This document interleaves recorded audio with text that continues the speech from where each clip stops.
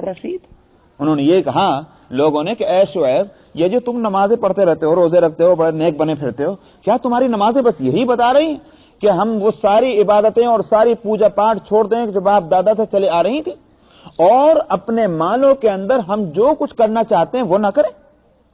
تم ہی ایک بڑے سمجھے اور سلجھے ہوئے آدمی ہو. یہ ان کے جواب دیا تھا حضرت شعیب علیہ السلام کو. تو میں نے اس لیے عرض کیا کہ سارے انبیاء نے جو ہے جن کا مذہب اسلام رہا ہے انہوں نے یہ ایک نظام پیش کیا. تفصیلات میں فرق ہے. نبی کریم صلی اللہ علیہ وسلم نے جو نظام پیش کیا وہ اس کی تفصیلات اور ہوں گی, اور پھر وہ مرتب اور جامع ترین نظام تھا قیامت تک چلنے والا. نبی کریم صلی اللہ علیہ وسلم جو نظام لائے اس کا حاصل کیا ہے؟ ایک فرد کی ملکیت اس کو ریکگنائز کیا جائے گا, تسلیم کیا جائے گا کچھ حدود اور قیود کے ساتھ. اور وہ حد کیا ہے کہ بیسیکلی بنیادی طور پر اس بات کو تسلیم کیا جائے کہ اصل اقتدار جو ہے وہ اللہ سبحانہ و تعالیٰ کا ہے, ہماری جانوں کے اندر بھی, ہماری قوتوں کے اندر بھی, ہمارے مالوں کے اندر بھی. یہ تو اصل ہے, اصل اصول. مگر اس اصل اصول کے تحت جو ہے اس بات کو تسلیم کیا جائے گا کہ ایک فرد کی ملکیت ہے, زمین کا مالک ہو سکتا ہے, مال کا مالک ہو سکتا ہے, اور چیزوں کا وہ ملکیت تسلیم ہے. مگر اس میں نے کہا وہ حدود اور قیود میں حد کیا ہے کہ جب ایک خاص مقدار میں اس کے پاس مال آ جائے گا اور اس مال کے اوپر سال اس طرح سے گزر جائے گا کہ وہ خرچ ہی نہیں ہوا, اس کا مطلب یہ کہ وہ فالتو ہے, زائد از ضرورت ہے, اس پر کوئی قرضہ بھی اتنا نہیں ہے کہ جو دیندار ہو اس کا. اب کہا گیا کہ جب یہ اتنا زائد از ضرورت مال ہے اس کے پاس کہ سال بھر تک رکھا ہوا ہے, خرچ نہیں ہو رہا ہے, اور نہ یہ مقروض ہے کسی کا کہ اگر مال ہو تو فوراً ادا کر دے, تب اس صورت کے اندر یہ ناانصافی ہوگی کہ اس کے پڑوس کے اندر, اس کے شہر کے اندر, اس کے محلے کے اندر, اس کے خاندان رشتہ داروں کے اندر بیچارہ وہ تڑپتا ہے کھانے کے واسطے اور اس کو کھانا نہ ملے. کہا گیا اتنی مقدار اس میں سے نکال کے اس کو دے دو. یہ ہے وہ نظام جو تیسرا پیش کیا. جیسے ہر زمانے کے مصلحین کی مخالفت دو بنیادوں پر ہوئی انبیاء علیہ الصلوۃ والسلام کی. ایک تو مذہبی رسوم جو تھی, جب انہوں نے اس کی مخالفت کی تو اس وجہ سے قوم نے بھی مخالفت کی, اور دوسرا سب سے اہم مسئلہ تھا مالیات کا. مکے کے لوگوں نے نبی کریم صلی اللہ علیہ وسلم کی جو مخالفت کی تھی انہی دو بنیادوں پر. ایک تو یہ کہ یہ ہمارے پوجا پاٹ کا اور جو رسمیں ہیں خاندانی اور شادی اور بیاہ کے, تم ان کو آ کر بالکل ہی اکثر بدل رہے ہو, اس کو ہم کیسے مانیں؟ آخر سارے ہمارے بزرگ جو ہے بے وقوف ہی تھے جو ان باتوں کو کرتے چلے آ رہے تھے, یہ ہم نہیں مانتے. نمبر ایک تو یہ تھا. مگر اس سے کہیں زیادہ جس بات کی ان کو پریشانی تھی اہل مکہ کو, اور وہ یہ تھا کہ اگر ہم نے ان کی بات مان لی تو آج جو ہمارے اکنامکس ہے, آج جو مالیات کا ہمارا سسٹم ہے کہ تجوریاں بھری ہوئی ہیں, آج ہماری عزتوں کے پیمانے جو ہیں وہ مال کی بنیاد پر ہیں, یہ سارا درم برم ہو جائے گا. یہ تو پھر ہم ان کی مرضی پر ہم کو چلنا پڑے گا. یہی تھی وہ بنیاد مخالفت کی. تو اس لیے میں نے کہا کئی لا یکون دولتم بین الاغنیاء منکم, تاکہ یہ مال جو ہے وہ ڈول کی طرح سے دولہ وہ سرکولیٹ کرے اور وہ چکر لگائے نہ لگائے, صرف تم میں سے مالداروں کے اندر نہ لگائے. وما آتاکم الرسول فخذوہ وما نہاکم عنہ فانتہوا. اور اس سلسلے میں کسی طرح کے بحث و مباحث ہے اور جنگ و جدال کی ضرورت نہیں ہے. جو رسول تم کو دے دیں وہ لے لو, اور جس چیز سے تم کو روک دیں اس سے رک جاؤ تم. یہ اصول بتلا. یہ اگرچہ آیت کا یہ ٹکڑا جس پس منظر میں اور بیک گراؤنڈ میں آ رہا ہے وہ مالیات کا مسئلہ ہے کہ جو مال تم کو دے دیں وہ لے لو, اور جس سے روک دیں اس سے تم بھی رک جاؤ. مگر چونکہ یوں نہیں فرمایا کہ ما آتاکم الرسول فخذوہ اور وما یمنعکم عنہ فانتہوا, یوں نہیں فرمایا. وما یمنعکم اگر فرما دیتے کہ جس چیز کے دینے سے تمہیں روک دیں, وہ منع اور نہا دونوں دو عربی کے دو لفظ ہیں, اس کو خوب سمجھ لیجئے. اس لیے کہ یہ آیت بھی پہلی آیت کی طرح بڑی اصولی, آیت کا یہ ٹکڑا بھی بہت اصول. آیت ایک ہے مگر آپ دیکھ رہے ہیں کہ آیت نمبر 7 کے اندر کتنے اصول اس کے اندر آ رہے ہیں آیت کے ایک ٹکڑے کے اندر. تو علماء اور فقہا کہتے ہیں کہ اگرچہ یہ آگے پیچھے کا مضمون مالیات کا ہے اور اسی سینس میں کہا گیا, مگر عربی میں دو لفظ آتے ہیں. ایک آتا ہے نہیں اور ایک آتا ہے منع. اردو میں تو منع کرتے ہیں روک دینے کو نا, اچھا, تو لیکن اردو میں نہیں کو بھی روکنے کے لیے آتا ہے. عربی میں دو لفظ ہیں. منع کہتے ہیں کوئی چیز دینے سے روکنا, نہیں دیں گے, اور نہیں عام ہے. تو عام کا مطلب کیا ہے؟ یہ کام نہ کرو, یہ کام نہ کرو, یہ ہے نہیں. چونکہ یہاں نہاکم فرمایا, اس واسطے ہم بھی اس کو عام رکھتے ہیں، مالیات ہی میں نہیں بلکہ سارے معاملات میں۔ جس معاملے میں نبی یوں کہہ دے کہ یہ کرو وہ کر لو، جس معاملے میں نبی یہ کہہ دے یہ نہ کرو وہ مت کرو۔ اس سے اصول معلوم ہوا کہ دین صرف قرآن ہی نہیں ہے، بلکہ دین قرآن بھی ہے اور ہر وہ چیز بھی ہے جو نبی لے کر آیا ہے، یا نبی جو کہہ رہا ہے، جو نبی کر رہا ہے، جس چیز سے روک رہا ہے، یہ سب دین بن جاتا ہے۔ اسی واسطے ایک خاتون نے آ کر کے ایک سوال کیا تھا کہ کسی بارے میں حضرت عبداللہ بن مسعود رضی اللہ عنہ سے، اس کے بارے میں اللہ تعالیٰ نے کیا فرمایا؟ انہوں نے کہا کہ اللہ تعالیٰ نے اس بارے میں فرمایا کہ یہ ناجائز ہے۔ انہوں نے کہا کہاں فرمایا؟ میں نے پورا قرآن شریف پڑھ لیا، مجھے تو کہیں مسئلہ ہی نہیں ملا۔ انہوں نے کہا کہ تو نے پورا قرآن شریف پڑھا ہے؟ کہ ہاں۔ کہ نہیں، تو نے توجہ سے نہیں پڑھا۔ انہوں نے کہا سبحان اللہ، جس مسئلے کی مجھ کو ضرورت ہے وہ مسئلہ مجھے نہیں مل رہا ہے، تم کہہ رہے توجہ سے نہیں پڑھا۔ تو عبداللہ بن مسعود رضی اللہ عنہ نے آیت کے اسی ٹکڑے کو پڑھا۔ تم نے کیا یہ آیت نہیں پڑھی تھی کہ ما آتاکم الرسول فخذوہ وما نہاکم عنہ فانتہوا؟ بڑھیا نے کہا کہ ہاں یہ تو میں نے پڑھا۔ فرمایا پھر اور کیا چاہیے؟ کیا قرآنی کے اندر ہر مسئلہ ملنا چاہیے؟ کیا نبی کریم صلی اللہ علیہ وسلم کے حدیث میں یہ مسئلہ نہیں ہے؟ جب نبی حدیث میں ہے اور قرآن میں یہ آ گیا کہ جو اللہ کے رسول جو فرما دیں کرنے کے لیے کہیں وہ کر لو اور جس سے روک دیں تو رک جاؤ، تو یہ قرآنی کا فرمانا ہو گیا۔ سمجھ میں آیا؟ تو یوں کہیے کہ قرآن کا فرمانا یعنی امر اور نہیں، اس کی دو قسمیں ہیں۔ خوب سن لیجیے، دو قسمیں ہیں، ایک تو ڈائریکٹ براہ راست قرآن کا حکم اور ایک انڈائریکٹ بواسطہ نبی قرآن کا حکم، دو حصے اس طرح ہو جاتے ہیں۔ اس لیے جو لوگ جن یوں کہیے کہ تقریباً صحابہ کے دور ہی سے، صحابہ کے دور میں وہ یہودی کہ جو مختلف شکل اور صورت اختیار کر کے اور مسلمانوں کی جماعت میں شامل ہو گئے تھے، اور انہوں نے مسلمانوں کے اس یوں کہیے کہ اس مسلم اور بہت ہی خوبصورت اس ہانڈی کو توڑنے کی کوشش کی تھی اور اتحاد کو پارا پارا کرنا چاہا تھا، انہوں نے آ کر یہ خوبصورت بات کہی تھی حضرت علی رضی اللہ عنہ کے زمانے میں کہ یکفینا کتاب اللہ، یکفینا کتاب اللہ، بس ہم کو تو کتاب اللہ کافی ہے، ہم اور کچھ نہیں دیکھنا چاہتے۔ تو یہ یوں کہیے جس کو کہتے ہیں کہ بات اچھی مگر اس کے پیچھے مقاصد برے۔ تو یکفینا کتاب اللہ جو ہے یہ لفظ بہت خوبصورت ہے کہ ہمیں اللہ کی کتاب کافی ہے، مگر اگر اس کی تشریح یہ ہے کہ ہم کو کتاب اللہ کے علاوہ کوئی دوسری بات اگرچہ نبی کی کیوں نہ ہو وہ بھی کافی نہیں، تو اس کا مطلب یہ ہے کہ یہ غلط ہے۔ چنانچہ صحابہ نے ان کو اسی واسطے ان کا نام رکھا تھا خوارج، خارجی، خرج یخرج کا معنی ہے نکل گیا۔ وہ خوارج کیوں کہلایا؟ کہ یہ مسلمانوں کا جو ایک ان کا ایک فہم ہے، ان کی ایک سمجھ ہے، ان کا ایک نظریہ ہے دین کے تعلق سے، اور انہوں نے قرآن کو اور حدیث کو شریعت کے معاملے میں ایک برابر کا درجہ دیا ہے، یہ اس اصول سے نکل گئے ہیں، اسی واسطے ان کو خوارج کہا تھا۔ تو ما آتاکم الرسول فخذوہ وما نہاکم عنہ فانتہوا واتقوا اللہ، اللہ سے ڈرتے رہو، اس معاملے میں اپنی خواہشات اور اغراض کو داخل نہ کرو، اور تقوی کا تعلق چونکہ دل سے ہے یہ خوب آپ حضرات جانتے ہیں، اسی واسطے نبی کریم صلی اللہ علیہ وسلم نے فرمایا تھا التقوی ہا ہونا، اس واسطے واتقوا اللہ جب فرمایا جائے خاص طور پر اس موقع پر، اس کے معنی یہ ہیں کہ اللہ کے رسول صلی اللہ علیہ وسلم اگر مالیات کے معاملے میں یا اور اجتماعی معاملات کے اندر اگر وہ فیصلہ کرتے ہیں، تب اس صورت کے اندر نہ صرف یہ کہ اپنی گردنی جھکا دو بلکہ دل سے بھی اس پر مطمئن ہو جاؤ، اس لیے کہ یہ اگر دل سے مطمئن نہ ہوئے تو وہ تقوی کے خلاف ہوگا۔ واتقوا اللہ اس واسطے فرمایا ان اللہ شدید العقاب، خوب یاد رکھو بلا شبہ اللہ سخت سزا دینے والے ہیں، اس لیے اگر اس میں کوئی اسی طرح کی خلاف ورزی ہوئی تو سزا کے لیے تم تیار رہو۔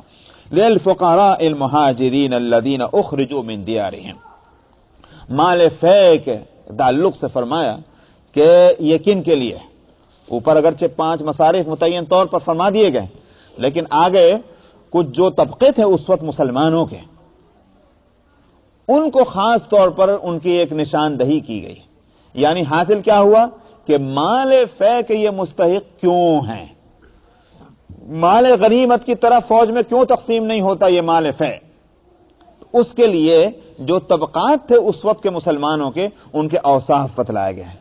کیا یہ اوصاف ان کے اس قابل نہیں ہیں کہ ان کی کسی طرح سے مدد کی جائے؟ آپ کہا کرتے ہیں بھائی دیکھنا فلانے آدمی جو ہیں ایسے اور ایسے اور ایسے ہیں، تو کیا ان کا ادب نہ کیا جائے؟ وہ اوصاف جو ہیں تقاضا کرتے ہیں۔ تو اس واسطے اس وقت دو طرح کے لوگ تھے۔ جس وقت یہ قرآن پاک کی یہ صورت نازل ہوئی ہے، آپ جانتے ہیں دو طرح کے لوگ تھے۔ ایک تو کہلاتے تھے مہاجرین۔ کون؟ جو اپنے علاقوں کو، شہروں کو، بستیوں کو چھوڑ کر اور مملکت اسلامیہ کے جو کیپٹل تھا یعنی مدینہ منورہ، وہاں آ گئے تھے، یہ تو ہیں مہاجرین۔ دوسرے تھے انصار۔ انصار کون لوگ ہیں؟ کہ جنہوں نے اپنے گھر کے صحن کھول دیے تھے ان کے واسطے کہ آ جاؤ، اور اگر تم نے اپنا وطن چھوڑا ہے تو تم بے وطن نہیں ہو، ہم تم یہاں اپنا وطن ہی بناتے ہیں۔ یہ تھے انصار، دو طبقے تھے۔ دونوں کے اوصاف بڑے زبردست ہیں۔ وہ ان کا اگر کمال یہ ہے کہ انہوں نے اپنے عیش اور آرام کو، اپنی جائیداد اور پراپرٹی کو، اپنے رشتہ داروں کو، اپنے بنے بنائے جمائے سارے معاشرت کو انہوں نے اللہ اور اس کے رسول کے لیے چھوڑا، تو یہ کوئی کھیل نہیں ہوا۔ صہیب رومی رضی اللہ عنہ ان مہاجرین میں ہیں کہ انہوں نے جو کچھ مال اور دولت ان کے پاس تھا وہ لے کر چلے مکے والوں کو معلوم ہو گیا کہ صہیب جا رہے ہیں۔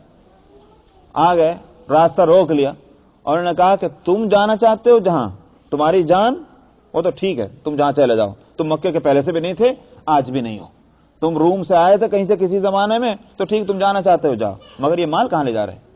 مال نہیں لے جا سکتے، مال تو تم نے مکے میں رہ کر کمایا، زیادہ مکے کا ہے، چھوڑ دو مال۔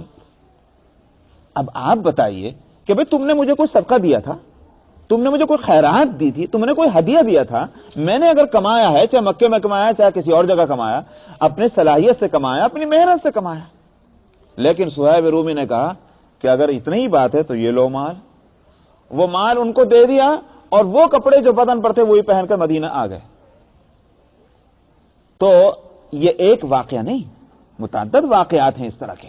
اسی طرح سے آپ دیکھ لیجئے کہ جو ام سلمہ رضی اللہ عنہ کا کہ ان کی شادی کسی اور سے ہوئی تھی پہلے، اور ان کے شوہر کا نام تھا ابو سلمہ، بیٹا سلمہ کہلاتے ہیں، جو نبی کریم صلی اللہ علیہ وسلم کی جنہوں نے گود میں پرورش پائی ہے سلمہ نے، اور یہ وہی سلمہ ہیں کہ جن کے جب آپ کے ساتھ بیٹھ کر وہ کھانا کھا رہا تھا بچہ سلمہ، تو وہ جیسے بچوں کی عادت ہو یہاں سے کھاؤ وہاں سے کھاؤ پلیٹ میں سے، تو اس نے اسی طرح سے ہاتھ مارنے شروع کیے۔ تو نبی کریم صلی اللہ علیہ وسلم نے اس چھوٹے سے بچے کو، جس کو اپنا بیٹے کے درجے میں رکھ لیا تھا، تو آپ نے اس کو ادب سکھلایا تھا کہ قل بسم اللہ وکل مما یلیک، بسم اللہ پڑھ کے کھایا کرو اور اپنے سامنے سے کھایا کرو۔ تو بچوں کو بھی اس زمانے میں ادب سکھلایا جاتا تھا۔ بہرحال یہ ام سلمہ رضی اللہ عنہ، تو کیا ہوا جب ابو سلمہ ہجرت کے لیے چلے، ابو سلمہ اور ام سلمہ دونوں مل کر کے چلے اور بچہ ساتھ میں ہجرت کے لیے، تو آ گئے وہ کیا نام ہے ان کے ام سلمہ کے خاندان والے، اور انہوں نے کہا تم کہاں لے جا رہے ہیں ان کو؟ نہ تم ان کو لے جا سکتے ہو نہ بچے کو لے جا سکتے ہو، تمہیں جانا ہے چلے جاؤ۔ ابو سلمہ تنہا بیوی بچے کو چھوڑ اور مدینے پہنچ گئے۔ اب رہ گیا کون؟ ام سلمہ اور بیٹا۔ ام سلمہ رضی اللہ عنہ گئیں تو ابو سلمہ کے خاندان والے آ گئے کہ ام سلمہ تمہیں جہاں جانا ہے اپنے خاندان میں چلے جاؤ، مگر بیٹا تو ہمارے گھر کا ہے، تم اس کو لے کر اپنے پیوں سال کیسے جا رہی ہو اپنے ماں باپ کے ہاں، یہ ہمیں دے دو۔ اب آپ دیکھا ابو سلمہ مدینے جا رہے ہیں، ام سلمہ اپنے خاندان میں جا رہی، ان کا بیٹا جو ہے وہ اپنے سسرال میں، اس کے سسرال میں جا رہا ہے، تینوں الگ الگ ہو گئے، کیا نہ گزری ہوگی۔ چنانچہ ام سلمہ رضی اللہ عنہ روز آنا دن چڑھے مکے سے باہر جا کر ویرانوں میں جا کر رویا کرتی تھی۔ چنانچہ ایک شخص نے دیکھا اور دیکھ کر کے اس کو ترس آیا اور جا کر کے لوگوں سے کہا یہ کیا ظلم کرتے ہو تم، ایک ماں کو اس کے بچے سے تم نے محروم کیا، دے دو اس کو بچہ۔ تو اس کے لان تان کرنے پر آخر وہ بچہ ان کو دیا گیا۔ پھر کہیں جا کر کے ام سلمہ رضی اللہ عنہ اس طرح سے چلی ہیں کہ ان کے پاس سواری بھی نہیں تھی اور کوئی مال بھی نہیں تھا، بچے کو سینے سے لگایا مکہ مکرمہ سے اور مدینے کی طرف تنہا چل رہی ہیں۔ یہ آج کا زمانہ نہیں، وہ زمانہ ہے کہ جب امن و امان نہیں تھا، لیکن اس طرح سے جب قافلوں کی مدد لیا کرتے تھے لوگ چلنے کے واسطے، بغیر قافلے کے چل پڑی۔ تب وہ بیچارہ ایک آدمی راستے میں مل گیا، کہاں جا رہی ہو؟ کہ مدینے جا رہی ہوں، تو دیکھا یہ حالت ہے تو اس نے اپنا اونٹ دے دیا کہ میرے اونٹ پہ بیٹھ کے چلی جاؤ۔ اس طرح سے لوگوں نے جانوں کو ہتھیلیوں پر رکھ کر کے اور یہ زبردست قربانیاں دے کر ہجرت کی ہے، تو کیا ان کا یہ کارنامہ ریکگنائز اور اعتراف کے قابل نہیں ہے؟ ٹھیک اسی طرح سے انصار کا معاملہ ہے، انصار کی بات انشاءاللہ میں آگے بتلاؤں گا۔ فرمایا للفقراء المہاجرین، ان مہاجر فقراء کے لیے کہ جو نکالے گئے تھے اپنے شہروں سے اور اپنے مالوں سے بھی، جن کو محروم کیا گیا تھا۔ یہ فقیر پیدائشی نہیں تھے، اس لیے فقیر ہو گیا کہ مال سے محروم کر دیے گئے۔ یبتغون فضلا من اللہ ورضوانا، جو جن کی کوئی غرض نہیں تھی سوائے اس کے کہ وہ اللہ سبحانہ و تعالی کی خوشنودی اور اس کے فضل کے متلاشی تھے۔ وینصرون اللہ ورسولہ، اور انہوں نے اللہ اور اس کے رسول کی مدد کی، مدد کا مطلب اس کے دین کی مدد کی، دین کی خاطر انہوں نے قربانیاں دی۔ اولئک هم الصادقون، یہ بڑے سچے لوگ ہیں۔ تو جنہوں نے اتنی بڑی قربانیاں دی، اب اس میں کیسے کہہ سکتے ہیں کہ بھائی کوئی اپنی خواہش، اپنی غرض کوئی اس میں شریک تھی۔ والذین تبوؤوا الدار والایمان، اور فرمایا دوسرا طبقہ انصار کا، یہاں ان کا تذکرہ ہے، اور فرمایا وہ لوگ کہ جنہوں نے اپنا ٹھکانہ بنایا تھا اس دار سے مراد ہے مدینہ، اور یہ شہر، اپنے اسی شہر میں اپنا ٹھکانہ بنائے ہوئے تھے، اور ایمان کو بھی انہوں نے اختیار کر لیا تھا۔ والایمان من قبلہم، من قبلی کا مطلب مہاجرین کے آنے سے پہلے یہ مسلمان بنے بیٹھے تھے یہاں۔ یحبون من ہاجر الیہم، انہوں نے محبتیں کی ہیں ان سے کہ جو ہجرت کر کے ان کے پاس آئے۔ کیسی محبت؟ کیوں صاحب؟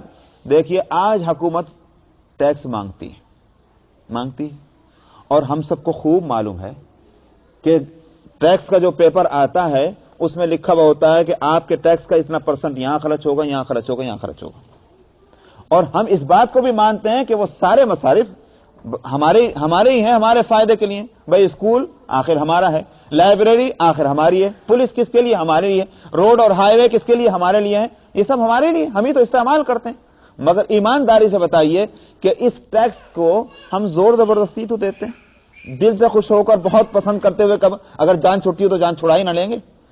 لیکن نبی کریم صلی اللہ علیہ وسلم نے جب مہاجرین اور انصار کے درمیان میں یہ ایک رشتہ قائم فرمایا تھا مؤاخات کا، اور یہ فرمایا تھا کہ دیکھو یہ وطن چھوڑ کر مال چھوڑ کر آئے ہیں، تم ان کی دیکھ ریکھ کرو گے، کس طرح کریں؟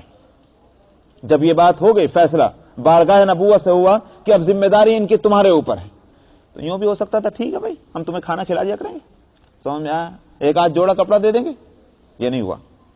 مؤاخات پھر اس طرح سے ہوئی جس کے پیچھے محبت کے سوا اور کوئی چیز نہیں تھی کہ یا رسول اللہ 2 گھر میرے پاس ہیں، 1 گھر ان کا، 1 گھر میرا، ایک ہی گھر ہے میرے پاس یا رسول اللہ، آدھا میرا آدھا ان کا، یا رسول اللہ ان میں سے بعض کنوارے ہیں جن کے شادی نہیں ہے، میں نے 2 بیویاں کی ہوئی ہیں، ٹھیک ہے میں ایک کے گزر بسر میں ہو جائے گا، ایک کا خرچہ میں برداشت کروں گا، میں دوسری کو طلاق دے دیتا ہوں، دوسری ان کے پاس رہیں گی، خرچہ میں دوں گا۔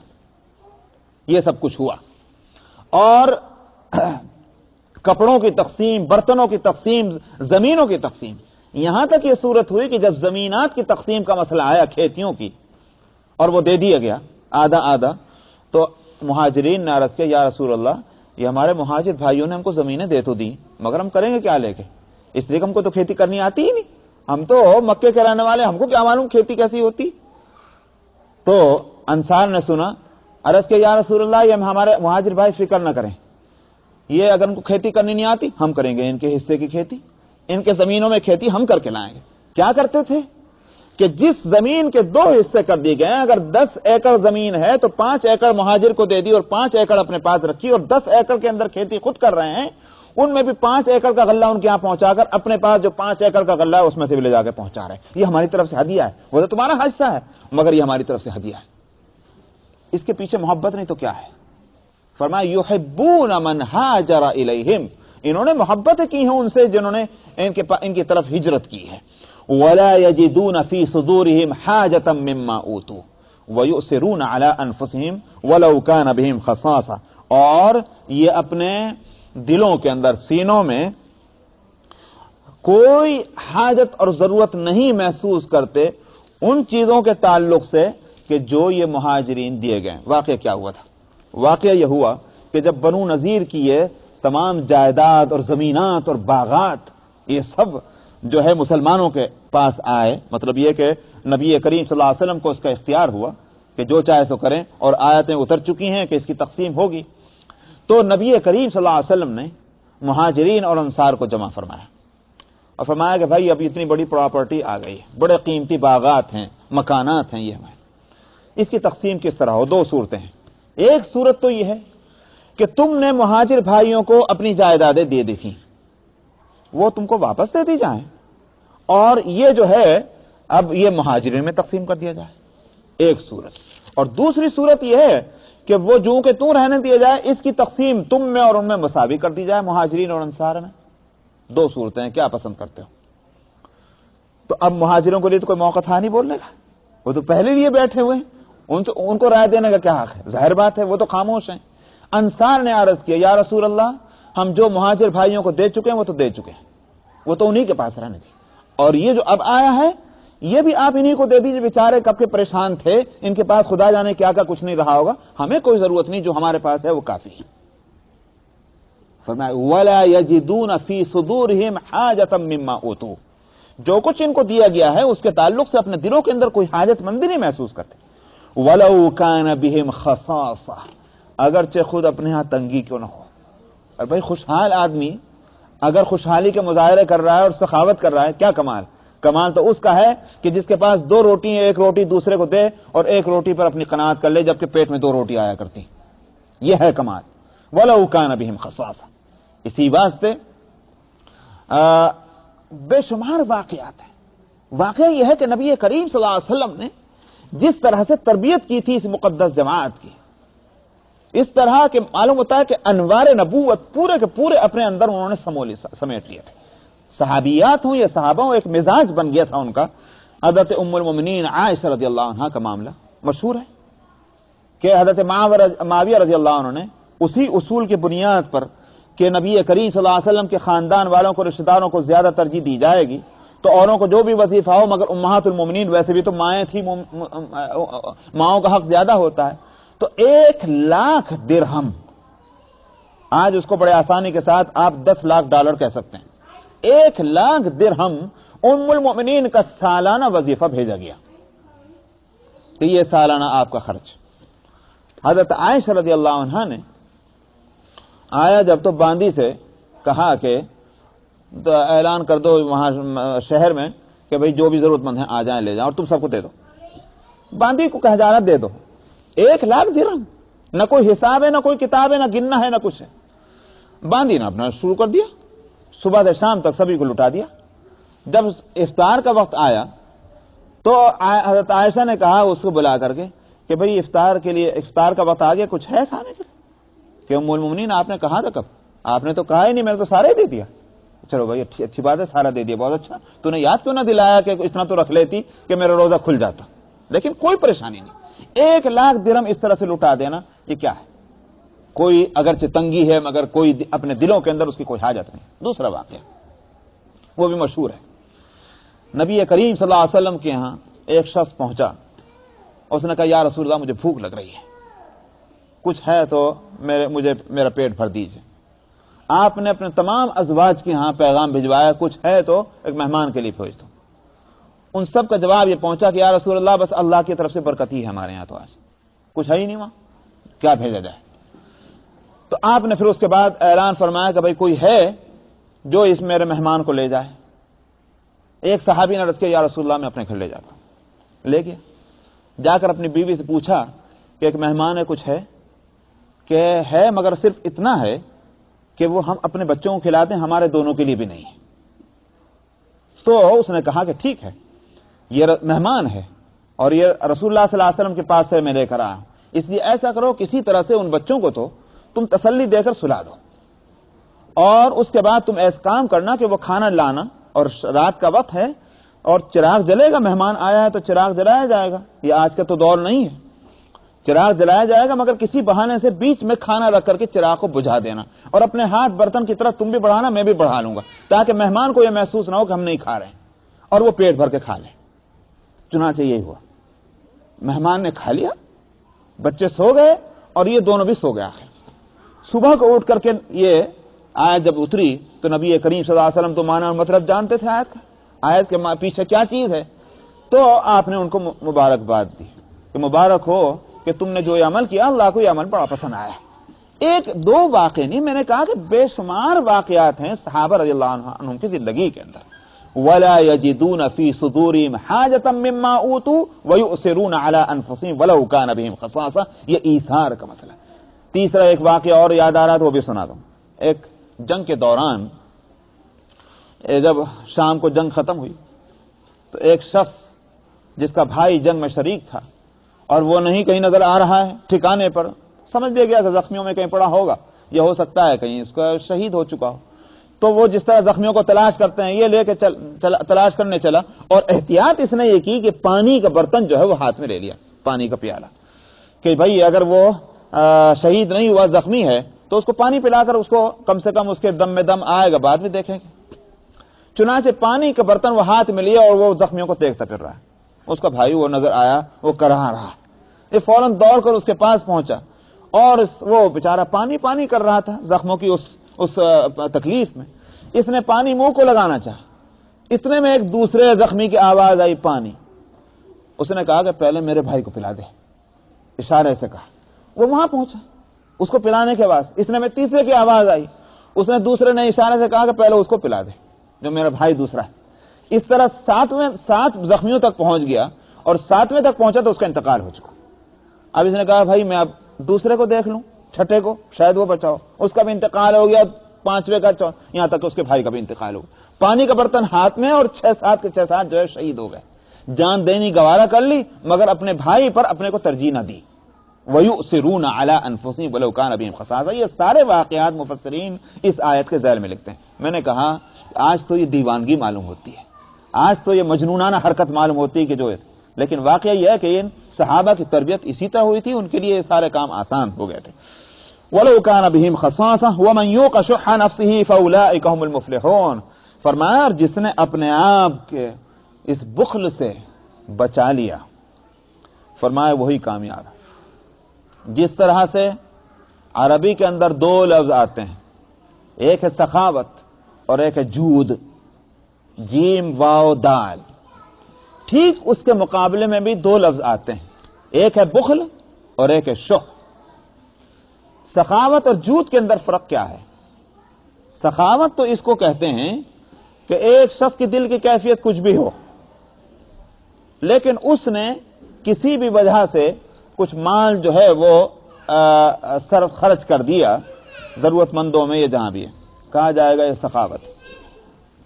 جود اس سے اعلیٰ درجے کی چیز ہے. جود ایک وصف ہے انسان کا جو اس وصف کا جو ہے استعمال یا اس کا اظہار مال پر موقوف نہیں ہوتا. مال ہے تب بھی ہے وہ، نہیں ہے تب بھی ہے. اگر مال نہیں ہے تو جو کچھ بھی ہے وہ اسی طرح سے. مثال کے طور پر تھوڑی دیر کے لیے مان لیجئے آپ کے پاس کوئی شخص آتا ہے اور وہ یہ کہے کہ مجھے یہ پریشانی ہے، میری مدد کیجیے. اب 2 صورتیں ہیں. ایک صورت تو یہ کہ آپ کے پاس مال ہے، ضرورت سے زائد ہے، آپ نے اس کی مدد کر دی، ٹھیک ہے. دوسری صورت یہ کہ آپ کے پاس مال نہیں ہے جو اس کی مدد خود کر سکے، کہتے ہیں بھائی میرے پاس نہیں ہے، جاؤ اللہ کہیں اور جاؤ. پھر تیسری صورت اس کے اندر کیا ہے؟ آپ کے پاس مال نہیں تھا مدد کرنے کے مگر آپ بے چین ہو گئے اس کی پریشانی دیکھ کر. اب آپ وہ راستے خود تجویز کر رہے ہیں جن راستوں کو وہ بھی نہیں جانتا. آخر کار کسی نہ کسی طرح سے جب تک آپ اس کی کسی نہ کسی طرح سے مدد نہیں کروا دیتے یا کر دیتے آپ بے چین ہیں. یہ ہے وہ جود. نبی کریم صلی اللہ علیہ وسلم صاحب سخاوت نہیں تھے، صاحب جود تھے. اسی واسطے آپ کے پاس مال ہے اس کے دینے میں تو کبھی فرق ہی نہیں آیا. مال نہیں ہے، جو نہیں ہے تو کیا آپ مطمئن ہیں؟ نہیں. چنانچہ ایک واقعہ ہے کہ ایک خاتون نے اپنے بچے کو بھیجا کہ جا کر نبی کریم صلی اللہ علیہ وسلم سے کہہ دو کہ ہمارے پاس کپڑے نہیں ہیں، کچھ کپڑے دے دیجیے. آپ نے فرمایا اس بچے سے کہ جا کے کہہ دو کہ ابھی تو اس وقت ہمارے پاس نہیں ہے دینے کے لیے، جب ہوں گے آ جائیں گے اگر تو پھر تم آ جانا دے دیں گے. عورت نے پھر بچے سے کو بھیجا اور کہا کہ اب اگر آپ کے پاس اور کچھ نہیں تو جو کپڑے آپ پہن رہے ہیں وہی دے دیجیے. صحابہ نے سنا تو بڑی ناگواری ہوئی کہ بھئی یہ کون سی بات ہوئی. لیکن نبی کریم صلی اللہ علیہ وسلم نے جو کرتا آپ پہن رہے تھے وہی کرتا اتار کے دے دیا، بغیر کرتے کے آپ بیٹھے ہیں. ये सखावत नहीं होगी, इसका नाम है जूद। ये तबीयत जो है इंसान की कि बात से मदद करनी है तो बात कीजिए, सिफारिश कर सकते हैं तो सिफारिश कीजिए, किसी की तसल्ली कर सकते हैं तो वो कीजिए, किसी के माल से मदद हो सकती। हासिल क्या है कि हर हालत में किसी की मदद होनी चाहिए। ये एक वस्फ है इंसान का, इसको जूद कहते हैं। ठीक इसके मुकाबिल में है बुखल और शोह। बुखल तो यह है कि आदमी खर्च नहीं कर रहा, और शोह क्या है? शोह को बताऊं मैं, शोह की सूरत क्या होती है? जब वो वस्फ पैदा होता है, मैं तो खर्च कर ही नहीं रहा हूं, अगर आप भी खर्च कर रहे हैं तो मेरी तबीयत खराब हो रही, काहे को खर्च कर रहे हैं मियां? यह है शोह। इंसान का जब वो वस्फ उसके अंदर आ जाता है तो सखावत और जूद कहीं भी हो उससे उसको परेशानी खड़ी हो जाती। तो फरमाया वमन यूक़ शुह नफ्सिही, जिसने अपने आप को शुह नफ्स से बचा लिया, फरमाया कि फउलाइका हुमुल मुफ्लिहून, यही लोग कामयाब हैं। वल्लज़ीना जाऊ मिन बादिहिम यक़ूलून रब्बना इग़फ़िर लना व लिइख़वानिना अल्लज़ीना सबक़ूना। मेरा ख्याल ये है कि मैं इस आयत पर, ये इस आयत को अगरचे मजमून पूरा नहीं हो रहा है, इस आयत पर जाकर पूरा होगा, लेकिन इंशाअल्लाह आइंदा हफ्ते में बतलाऊंगा। ये पीछे कुछ हजरात बैठे, इनका प्रोग्राम तो नहीं है कुछ यहाँ? अऊज़ु बिल्लाहि मिनश शैतानिर रजीम, बिस्मिल्लाहिर रहमानिर रहीम। वल्लज़ीना जाऊ मिन बादिहिम यक़ूलूना रब्बना इग़फ़िर लना व लिइख़वानिना अल्लज़ीना सबक़ूना बिल ईमान वला तजअल फ़ी क़ुलूबिना ग़िल्लन लिल्लज़ीना आमनू रब्बना इन्नका रऊफ़ुर रहीम। إلى الذين نافقوا يقولون لإخوانهم الذين كفروا من أهل الكتاب لئن أخرجتم لنخرجن معكم ولا نطيع فيكم أحدا أبدا وإن قوتلتم لننصرنكم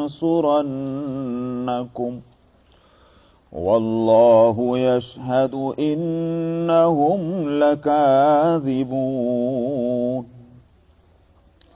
لئن أخرجوا لا يخرجون معهم ولئن قوتلوا لا ينصرونهم ولئن نصروهم ليولن الأدبار ثم لا ينصرون.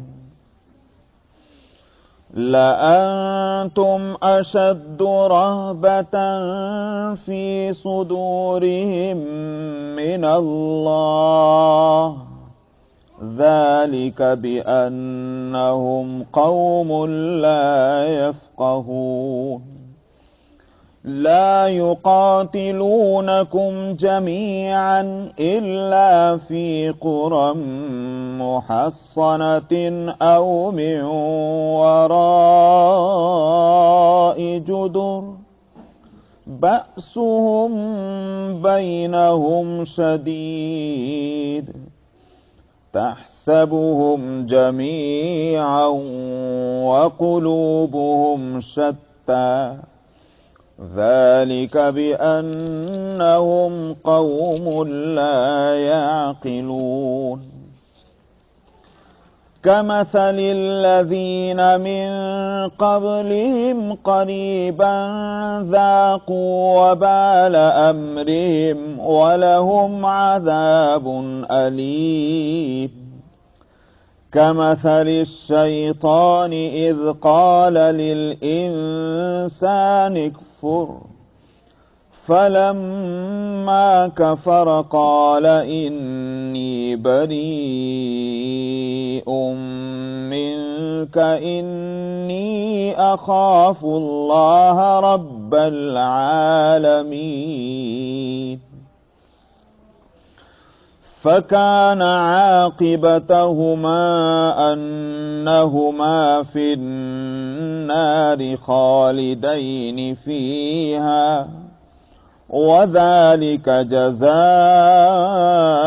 الظالمين يا أيها الذين آمنوا اتقوا الله ولتنظر نفس ما قدمت لغد واتقوا الله إن الله خبير بما تعملون ولا تكونوا كالذين نسوا الله فأنساهم أنفسهم أولئك هم الفاسقون لا يستوي أصحاب النار وأصحاب الجنة أصحاب الجنة هم الفائزون لو أنزلنا هذا القرآن على جبل لرأيته خاشعا متصدعا من خشية الله وتلك الأمثال نضربها للناس لعلهم يتفكرون صدق اللہ العظیم.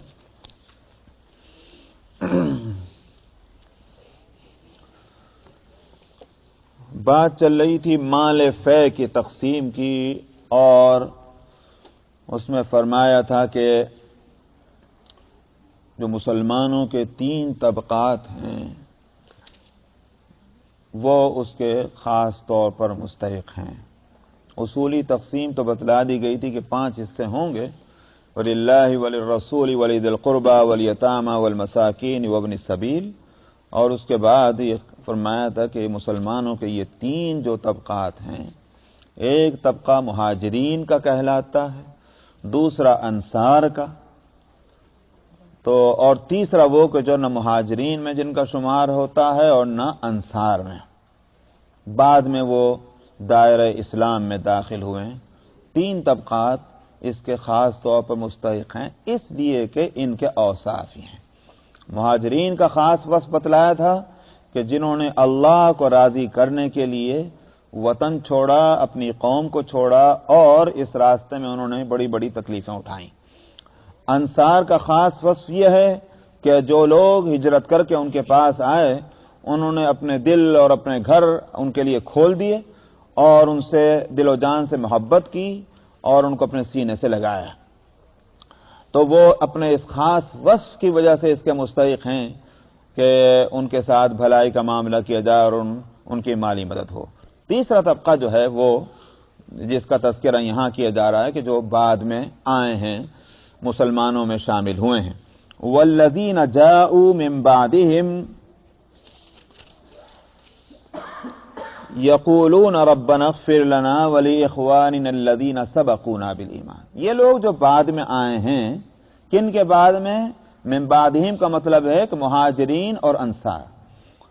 مہاجرین جو مکے سے ہجرت کر کے مدینہ طیبہ آئے تھے، انصار جو پہلے سے مدینہ میں موجود تھے اسلام کے ساتھ، ایمان کے ساتھ.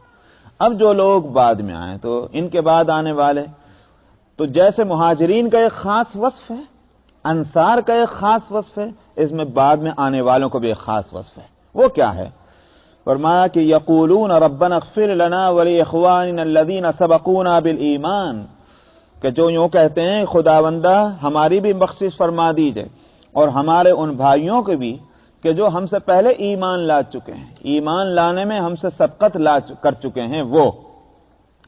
اور دوسری بات یہ کہ وَلَا تَجْعَلْ فِي قُلُوبِنَا غِلًّا لِلَّذِينَ آمَنُوا، ہمارے دلوں میں ایمان والوں کی طرف سے کوئی کھوٹ نہ پیدا کیجئے، کوئی غل، میل، کچیل اور اس طرح کی بات جس کی وجہ سے کھٹک ہو دل میں کسی ایمان والے کی طرف سے، یہ بات ہمارے دل میں نہ ہونے پائے، یہ بھی ہونا چاہیے. تو دو وصف ہو گئے، ایک تو جو سابقین بالایمان ہیں ان سے ان کے واسطے دعائے مغفرت کرتے رہتے ہیں اپنے لیے مغفرت کے ساتھ، اور دوسرا یہ کہ تمام ایمان والے چاہے وہ کسی طبقے سے ان کا تعلق ہو، ان کے تعلق سے ان کی یہ خواہش ہے، اس کے لیے دعائیں ہیں، اس کی کوشش ہے کہ ان کی طرف سے دلوں میں کوئی کھٹک نہ ہو.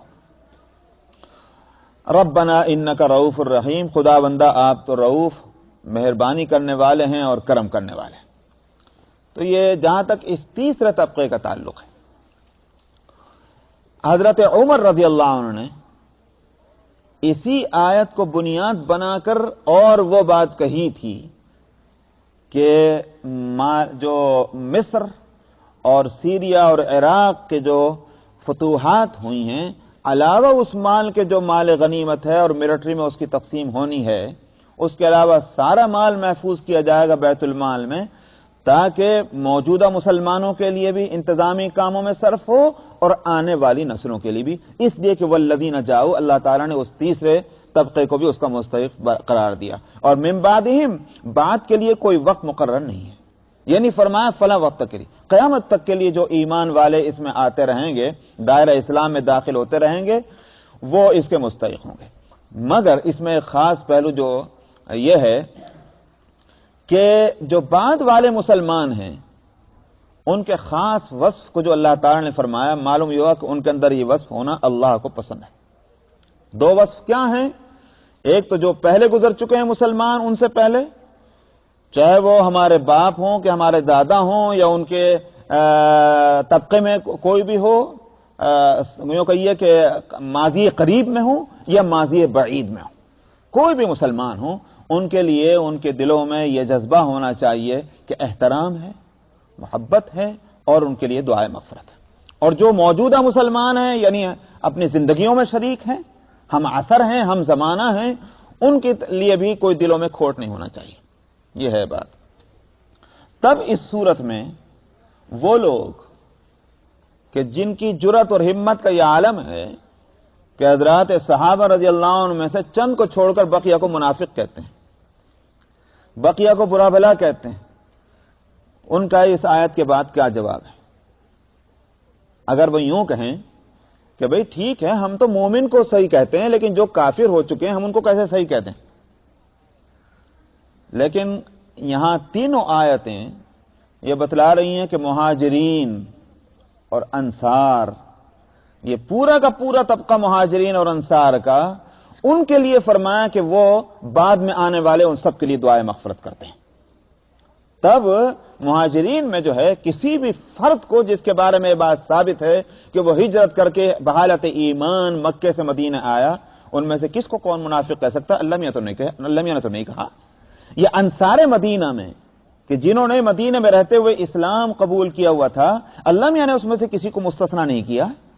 جو مستثنا ہو سکتے تھے وہ آگے آ رہے ہیں اور ان کے اوصاف بھی بتلائے گئے. اب اس لحاظ سے میں اب یوں کہتا ہوں کہ یہاں چار طبقوں کا تذکرہ آ رہا ہے.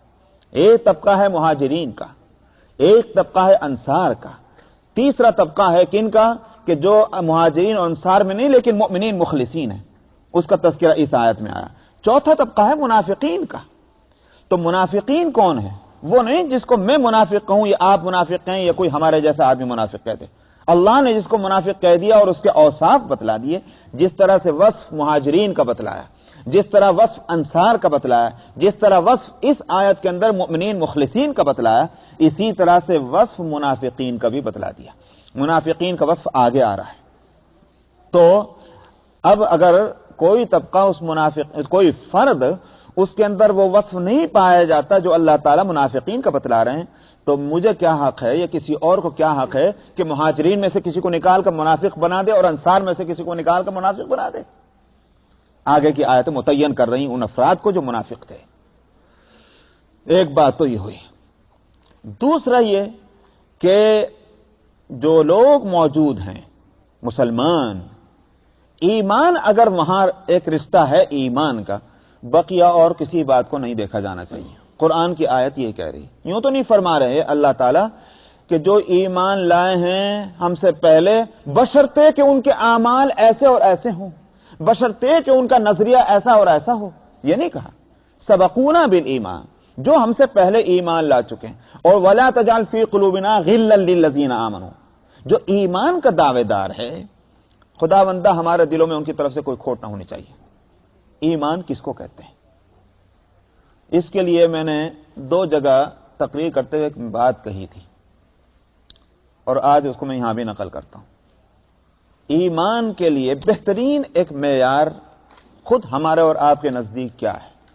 جانے دیجئے قرآن حکیم میں کیا لکھا. بھئی یہ فوٹو کون لے رہے ہیں؟ Please don't do this.